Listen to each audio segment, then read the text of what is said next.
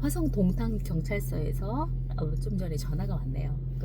저희가 또 단체로 고소한 게 있거든요. 그건 이제 진술하러. 또 동탄에 아주 자주 가요. 동탄에 한 달 내내 출퇴근하면서 많이 갔었는데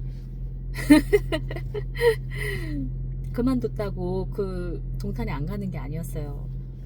왜냐면 그 피해자들이 동탄에 주로 살아가지고요. 제가 가서 같이 식사를 많이 이렇게 함께 했고 같이 뭐 나누고 있으면 막 아주 자주 갔었습니다. 그런데 이제 중간중간에 고소할 게 있었으니까 또 많이 왔다 갔다를 했고 또 진술 하러도 갔었고 그랬습니다. 그리고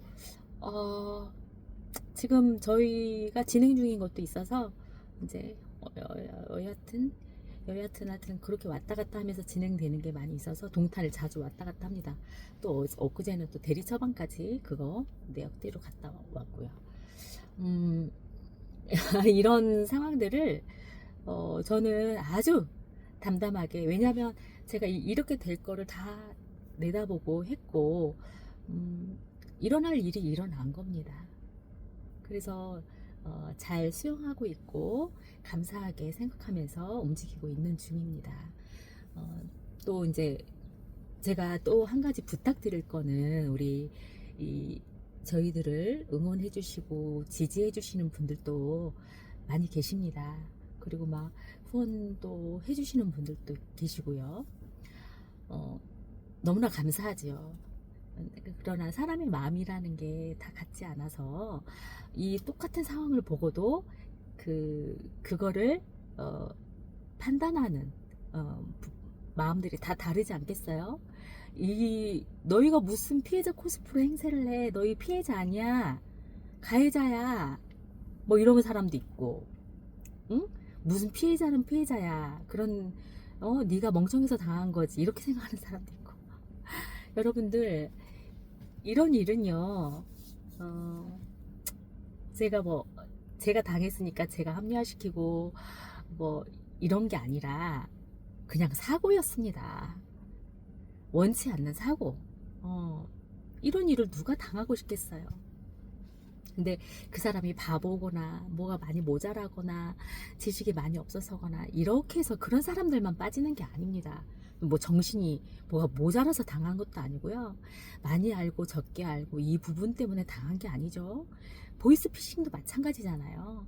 자기도 순식간에 알지 못하는 그런 부지불식간에 그게 당하는 일들이 있고, 아니 도둑질을 아예 계획해가지고 어떻게 해서 도둑질을 하려고 하는 사람들이 완전히 마음을 먹고 도둑질을 하려고 마음을 먹었는데 어떤 사람이 안 당하겠습니까? 그런 거예요. 사고. 예, 교통사고도 마찬가지죠. 사고가 났으면 내가 계획하지 못했고 알지 못했던 상황에서 사고가 났어. 그러면 내가 왜 이런 사고를 났을까?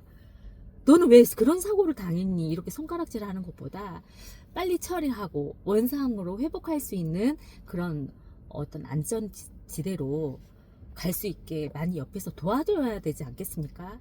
사고가 난 걸 보고 모른 체 한다거나, 그 다음에 사고 난 자를 뭐라 하거나, 멍청해서 사고가 났습니까?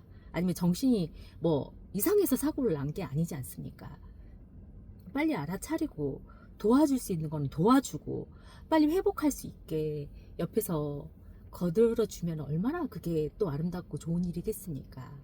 근데 이런 것들을 비난의 댓글들이 수없이 많이 쏟아지더라고요. 뉴스 댓글이나 이제 저의 이 댓글에도 빠진 사람들이 이해가 안 가고 더 멍청하다, 이해가 안 돼, 정말 신기할 따름이다, 막 이렇게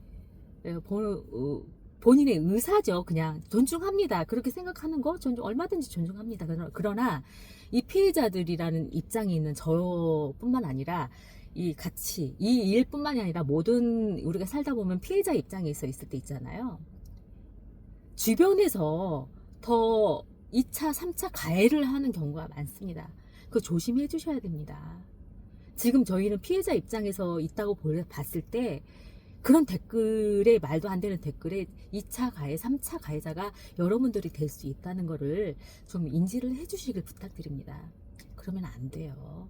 어려운 사람들이, 이 약자가 위기에 봉착했는데 자꾸 그렇게 손가락질하고 비난하고, 본인이 그렇게 생각하면 속으로 생각하지, 그렇게까지 해서 또 제 2차 3차 가해를 하시는 분들이 좀 너무 조금 속상하기도 하고 안타깝습니다.